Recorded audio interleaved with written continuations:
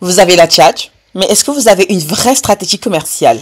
Si vos ventes reposent uniquement sur votre énergie, il est peut-être temps de revoir la structure, mesdames. Dans cet extrait, je vous partage pourquoi la tchatch, seule, finit toujours par fatiguer. C'est que on structure sa stratégie commerciale avant de recruter des commerciaux.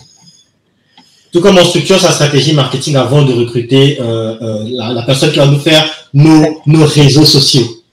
Et c'est là que se situe le problème, en fait. C'est que si tu n'as pas une structuration marketing ou une structuration commerciale, mais que tu recrutes un commercial, c'est pas que ça ne va pas marcher. C'est que tu vas compter sur le fait que ce commercial-là soit donc un commercial très bon pour lui-même penser persona, penser ceci, penser discours, penser alignement des valeurs, et il va devoir faire pendant un mois dans ton entreprise ce travail-là avant même d'aller toquer à la première porte. Parce que si là, il va aller toquer là-bas, ce qu'il va raconter ne va pas convertir et tu vas croire que non, sur le terrain, la personne ne va acheter, alors que c'est juste que la matière première qu'il est censé lui utiliser n'existe pas et qu'il appelle ça au hasard.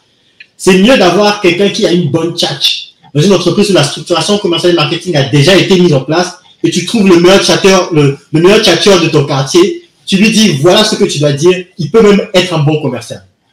Mais tu n'as rien de tout ça.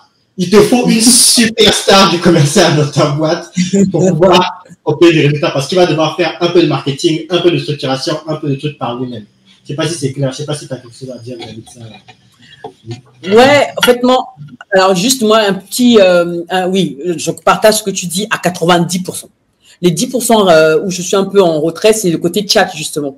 C'est pas parce que tu sais parler que tu es un bon commercial. Hein. C'est justement, moi, ce que j'associe, en guillemets, tu vois, c'est ce que j'associe justement. Je suis d'accord, oui. Oui. Parce que, en fait, moi, j'ai une vision. Mais c'était pour dire la différence entre les deux. C'est-à-dire qu'à choisir, je préfère avoir une bonne structuration marketing et commerciale et trouver le premier tchatcheur que de mettre quelqu'un qui est censé être un commercial dans une boîte qui n'a aucune structuration marketing et commerciale. Mais voilà, c'est un métier à part entière. C'est pas juste un métier à part de voir. Ah ouais, non, c'est. En fait, c'est parce que le bon tchatcheur, il va forcément avoir du résultat. Ça, c'est ça qui est génial. Et même très rapidement. Mais comme on est là pour durer, un bon tchatcheur qui ne maîtrise pas ce que moi, pour répondre vraiment aux 3 points prioritaires, il y en a même beaucoup, hein, après c'est très subjectif. Moi, il y a 3 points. C'est la posture.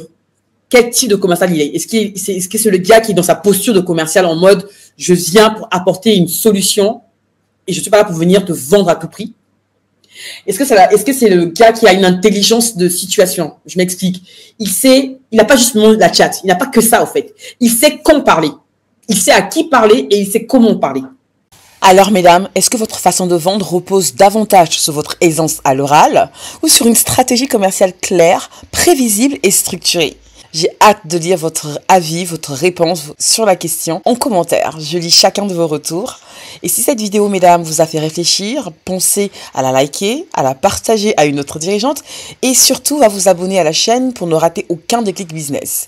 Prenez soin de vous, physiquement mais surtout psychologiquement. Au revoir, mesdames.